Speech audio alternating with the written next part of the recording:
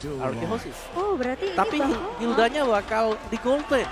Dia bakal nge-babysit Benny Cutie. Dan ini draft yang dipakai oleh Eko kemarin dipertontonkan waktu lawan Blacklist di game yang pertama. Oke. Mereka dapetin poin kemenangan kenapa? Lawannya Digi. Diginya lempar bom dalam rumput gak apa-apa. Dimakan dengan Hildanya. Dan bahkan Hildanya yang mukul balik.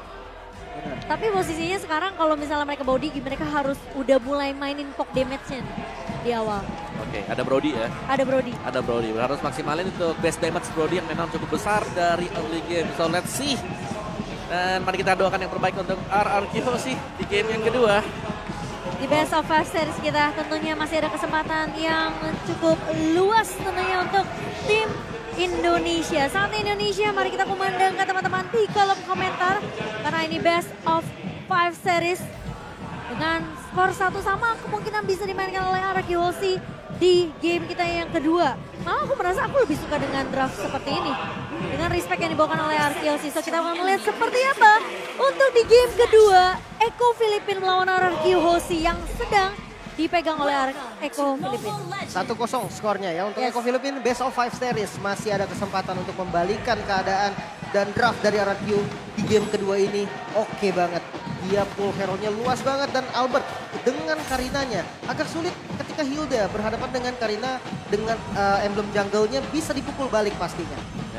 Ya, tapi ini dia mungkin pola permainan yang memang dipakai oleh Eko kemarin ya. Jadi Hildanya masuk rumput, ambil shieldnya up, dia nabrak buat bom-bom yang ditanam oleh Digi. Ya, dia intinya dia akan nahan terus nih dari alarm bom, nggak boleh sampai kena ke arah marksman-nya yaitu Benny Kitty. Bahkan Skylar pun dipaksa untuk ikut poking damage. Yep.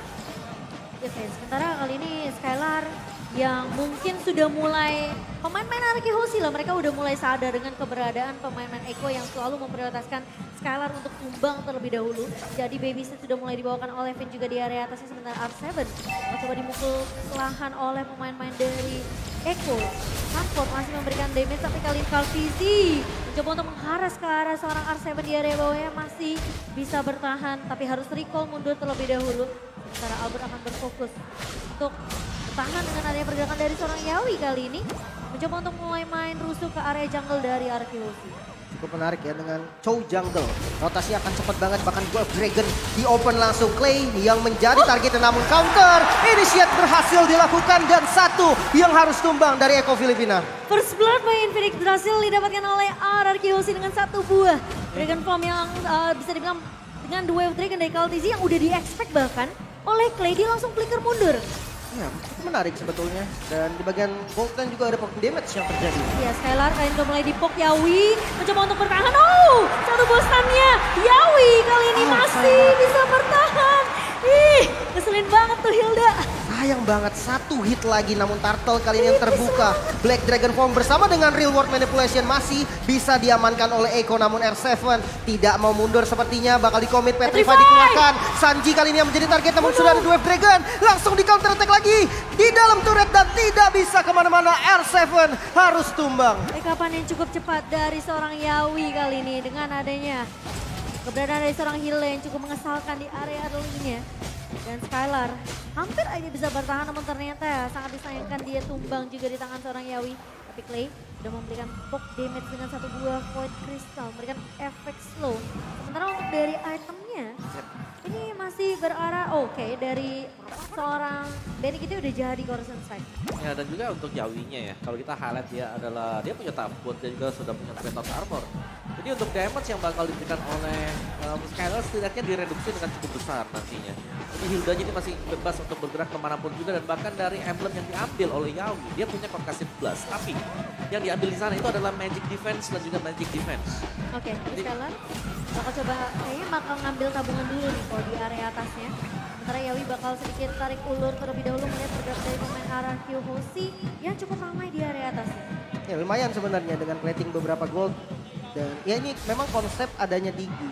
Memaksa untuk platingan gold dari turret pertama itu menjadi prioritas utamanya. Walaupun ya nggak boleh terlalu overcommit juga mengingat defensif. Ada Hilda yang selalu makan alarm bom, ini mengganggu banget untuk Digi. Ya, Hildanya ya yang jadi fokus utama di area atas gitu loh. Karena yang nge-babysit yang tadinya kita bilang Digi dengan marksman siapa pun juga bisa cepat jadinya, ini ketahan. Dan dari gold game yang Eko yang jauh lebih unggul dan RQ berada di posisi pertama untuk pemberian damage. per menit dengan total 14 ribuan. Jadi besar sekali sebenarnya damage yang diberikan oleh RRQ, tapi kali ini mungkin tidak di game yang kedua karena sedikit tertahan. Mereka mau gak mau main defensif, agak ngikutin pola dari Eko. Masih ditahan ya, apalagi posisi Skylar yang udah tumbang sekali. Dibandingkan dengan BNQT yang masih cukup aman kali ini. Sementara Yawi bakal coba dipukul mundur terlebih dahulu. Clay yang sudah mulai memberikan informasi kali ini dengan satu buah turtle objektif yang bakal coba untuk di-stop terlebih dahulu dari arah Q-Hoshi. Sementara 4 pemain kali ini sudah mulai terlihat di area mid nih. R7 memberikan informasi ke arah pemain-pemain arah Q-Hoshi dan Albert bakal coba dijaga oleh seorang Yawi. Satu buah di manipulation oleh seorang Clay. Dan bahkan kali ini dari R7 datang dan reset dari turtle-nya. Bakal coba dipaksa team fight kali ini. Terkena stun, Yawi tumbang sebagai garda depan dari Eko Filipin. R7 datang di timing yang sangat amat tepat dan bahkan dengan penggunaan satu buah remote manipulation dari Clay. Tapi Kaltizi bakal tertarik dengan satu buah reverse time. Dipok begitu saja oleh seorang Skylar dan Turtle Lane. Berhasil diamankan oleh RRQ Hoshi Bayu Besko. Mulai mengejar kali ini posisi RRQ Hoshi yang dimana awalnya ketinggalan gold. Walaupun tidak banyak. Tapi kali ini udah mengejar dan udah mulai dipegang nih dari keunggulan gold. Bahkan top lane pun bisa menjadi objektif selanjutnya. Yap, dan dari item build-nya sekarang Gigi, Magic Shoes, ada Enchanted Talisman dalam next itemnya. Karena sudah mulai sakit juga, karena berulang kali kita mau lihat dari Hilda, dari Yawi ambil alarm bom yang dimiliki oleh Digi. Kali ini stack-stack Digi juga sudah mulai berasa. Dan dia lebih mudah untuk mendapatkan stacknya karena ada yang ngebadarin pastinya dari tim Eko. Dan untuk jungler Chow ya, tadi kira tadi Groknya bisa jadi jungler juga kemarin dibawakan ya. Iya. Tapi ini Chow sebagai jungler berarti tidak ada inisiasi lebih misalnya, jadi harus lebih mengejutkan juga untuk RPC karena tiap kali ada bukaan yang dilakukan, dia harus datang dari depan atau dari rumput. Oke, sementara dengan tidak adanya ngebawa ini ya, ngebawa Chow jungler, berarti kita kan nggak akan ngelihat dengan ada inisiasi kejutan yang biasa kita lihat dari Yawi. Jadi pergerakan dari Kortisi harusnya bisa diperkirakan oleh pemain dari RRQ Hoshi dan Yawi. Masih terlihat tentunya di area atas sudah mulai dipok, kali ini bakal coba dikejar Albert. Hanya mengatur sedikit tempo permainan aja, setidaknya Yawi yang ketahuan nih di area atas sendirian. Dan harus berhati-hati tentunya dari seorang R7 di area bawah. Dan RRQ terlihat lebih objektif nih di game keduanya. Yep. Mereka lebih mementingkan turret ataupun dia mementingkan jungle-jungle lawan. Walaupun hanya satu demi satu yang dicuri, nggak banyak memang. Tapi ini sudah merugikan sekali untuk Eko Filipin karena goldnya sudah diungguli sekitar 1000. Yep, dan kalau dari posisi ya, positioning sendiri ini di bagian atasnya yang memang selalu dijadi bulan-bulan RRQ. APR7 mencoba untuk bertahan terlebih dahulu. Terkena call up dari seorang BNQT. Satu buah Blade Dragon Bomb bakal coba di pop up hanya untuk menyelamatkan hidup dari R7. Tapi trade-nya akan lebih ke arah turret objektif untuk Eko. Kalsi di sisi lain Turtle yang terbuka kali ini. Tarik mundur, reward manipulation di commit. Yawi yang langsung dituju, langsung mundur juga dari Clay. Tidak mau lama-lama dan turtle-nya masih bisa disecure oleh RRQ Hoshi. Oke, Tonapper Memory hanya memberikan poke saja. Mengusir pergerakan dari Eko Filipin karena Turtle Slain. Bayu Besko berhasil diamankan oleh RRQ Hoshi. Oh, tapi BNQT mengejar ke arah seorang Clay kali ini. Dan Sanford bakal coba maju ke area depan. Satu buah wild charge, masih datang Journey dari seorang Finn. Yawi di area depannya Kartizi. Dengan satu buah Wild Dragon kali ini Finn-nya terjebak. Dan makan Skylar mencoba untuk menahan tapi Tonapper Memory. Yawi. Dari seorang Skylar dipukul balik oleh RRQ Hoshi dan R7. Mencoba untuk mengcover dan Skylar tidak tumbang kali ini. Setidaknya ada pertukaran yang didapatkan oleh RRQ Hoshi. Miss dari basic attack tadi Om ya. Iya, tipis masih bisa kembali survive dan Eko, timing mereka berulang kali menyelamatkan nyawa mereka juga ya. Kayak misalnya tadi Sanji kena reverse time. Dia ke pojokan dari reverse time-nya, dia buka reward manipulation-nya. Jadi begitu ketarik lagi ke tengah, dia immune. Itu luar biasa loh, pemikiran kecil seperti itu. Menarik ya dengan beberapa dot simple sebenarnya, namun bottom lane Sanford yang bakal langsung dituju. Masih ada immune untungnya dan kalau kita lihat dari itemnya Valentina atau Sanji ya. Clock of Destiny dan tidak pakai Enchanted Talisman nih Om. Ya, mengincar untuk damage yang besar ya.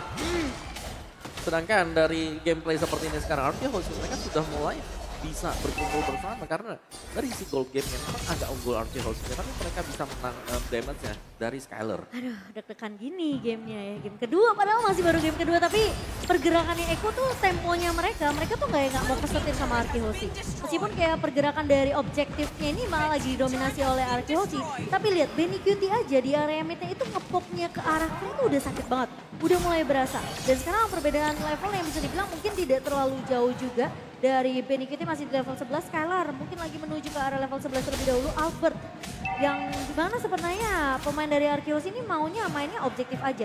Mereka bisa dapetin turret outer dan juga innernya terlebih dahulu sampai mereka bisa masuk ke area jungle-nya. Tapi Yawi ditahan dengan adanya satu buah Void Crystal. Skylar maju ke area depan dengan satu buah corrosive strike-nya. Dan bahkan tuh dapat memori dari seorang Skylar. Itu dia yang ditunggu-tunggu, Yawi. Ternyata sendirian saja di area rerumputannya. Dan langsung dipanis habis-habisan oleh seorang Skylar. Oke, flicker dari Finn. Mau nggak mau defensif flicker sebenarnya dan Lordnya yang terbuka berhasil disecure oleh RRQ. Finn harus tumbang namun real world manipulation dari Clay juga dibuka. Sanji yang juga down. Masih ada Skylar di bagian depan. Masih bisa flicker ke bagian belakang. Masih bisa selamat. Coba untuk dibalikin lagi Albert. Di bagian depan Sanford harus menjadi korban menyisahkan dua pemain dari Eko Filipin. Tenang, I got you kalau kata Clay ya.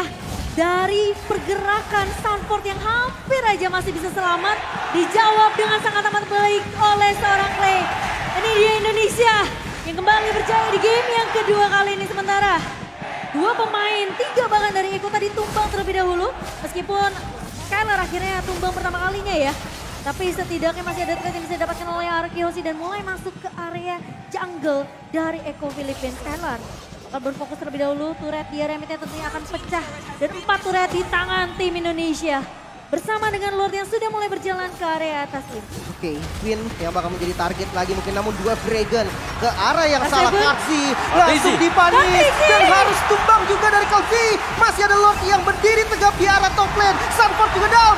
Best turretnya yang bakal menjadi kuncian. Masih bisa di defense ternyata Sanji bisa memukul mundur teman-teman dari RRQ Hoshi namun tidak ada yang tumbang. Tidak ada yang tumbang karena Kaltizi terjepit dengan adanya satu buah Black Dragon Form bersama dengan satu buah knock up dari seorang R7.